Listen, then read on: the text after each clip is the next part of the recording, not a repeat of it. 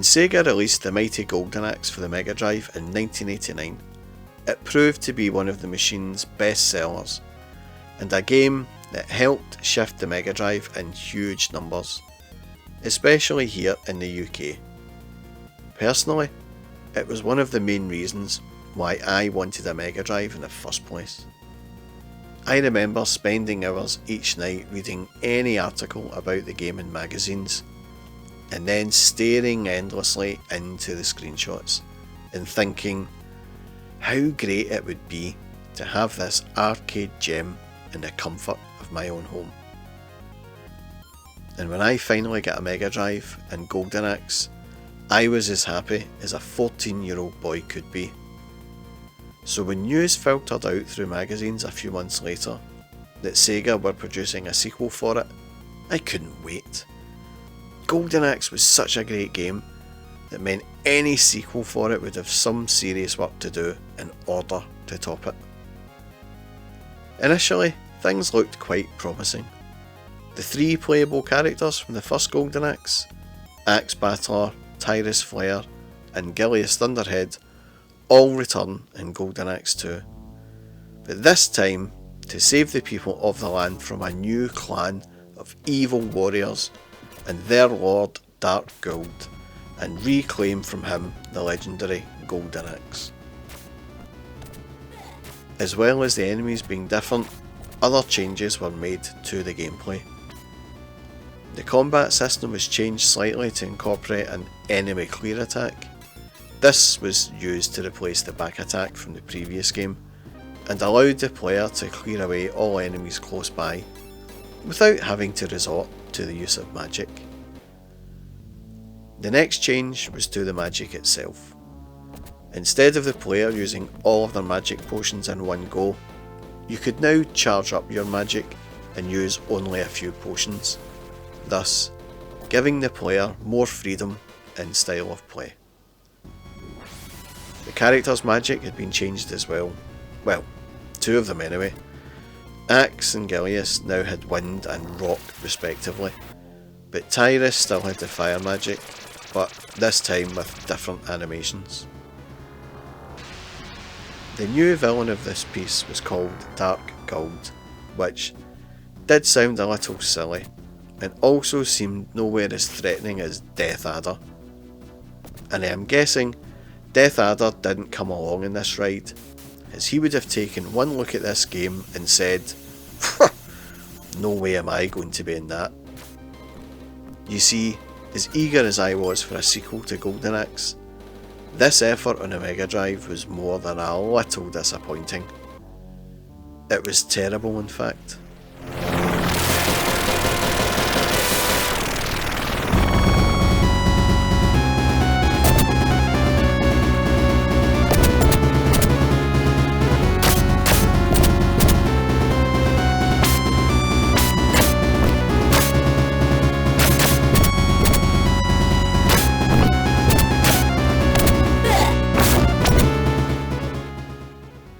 The visuals were not bad in places, but downright awful in others.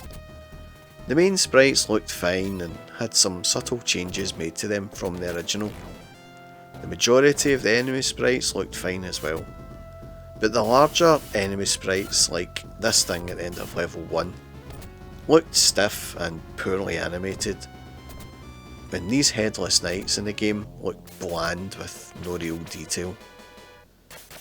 The skeletons make a return in this game, but again they seem to have some of the sharp details from the previous game removed, and they had also been tagged with different colours to grade their difficulty, and to be honest, I just preferred the all white look of the skeletons from the previous game.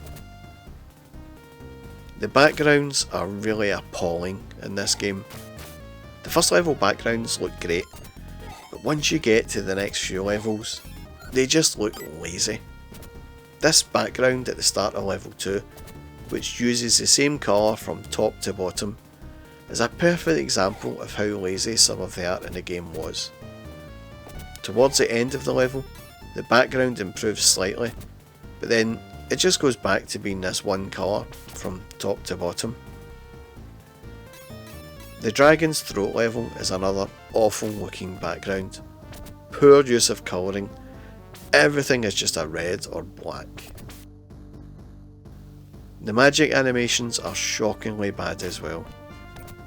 The Axe Battler seems to have the same pencil scribble wind magic that Shadow Dancer had.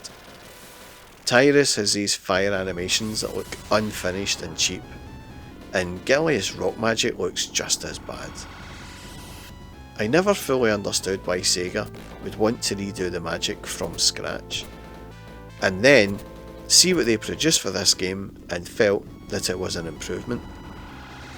It's quite baffling.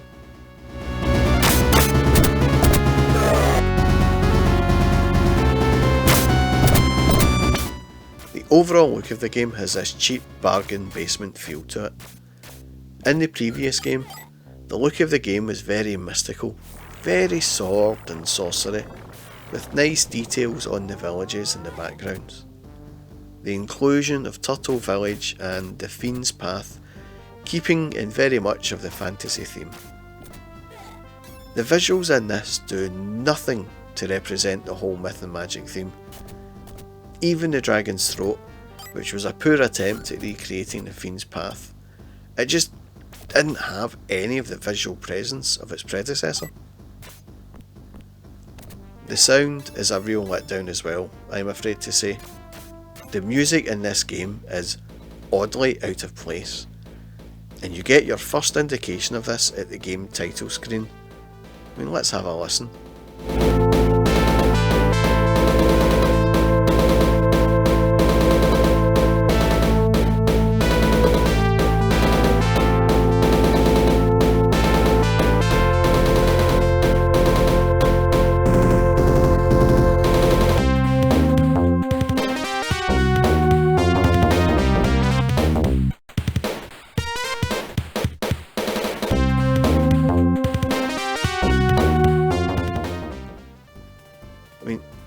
What the hell was that?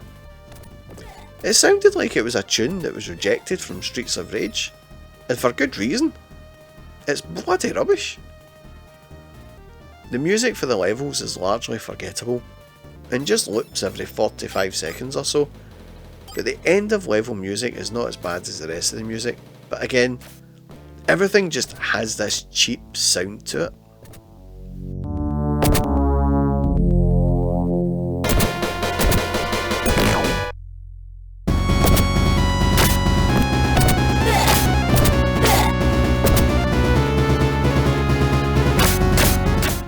The sound effects are horrendous, and do not add anything to the game at all. The sounds of the enemies dying just sounds like someone barfing. The sounds when the player dies are just this kind of grunting noise. The sounds of the weapon swipe sound like someone moving their hands through a bag of crisps. It's like the sound team discussed what this sound should be like over their lunch meeting and thought, nice one, these will do just fine. Can the gameplay save it though? Well, no. Even though this game plays very similar to the original, it just misses something. That special ingredient that the original had that this one doesn't. And when playing Golden Axe 2, by the time you get to the end of level 3, you're just bored. It's not easy to put one's finger on it, but Golden Axe 2 is a very incredibly boring game to play. Now, I still go back and play Golden Axe on the megadrive from time to time, and even after 30 years, I still find it an enjoyable game. I certainly never get bored playing it. But Golden Axe 2 would be the perfect cure for insomnia. You almost can't wait for the game to end. And even when you do beat it, you just don't want to come back to it. Ever.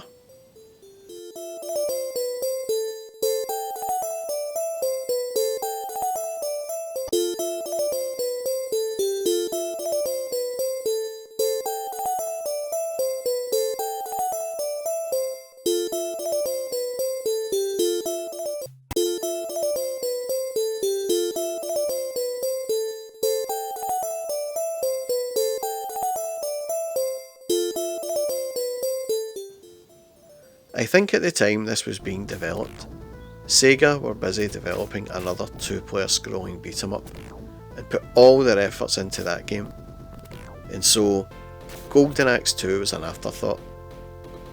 It was a game that would rely heavily on its excellent predecessor to sell, and so it did.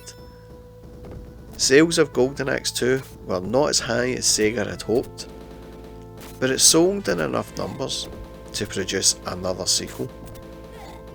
And the interest in Golden Axe 2 had piqued Sega's interest in making a sequel to the arcade version, which would end up being one of the best games they ever produced. But that is a video for another time.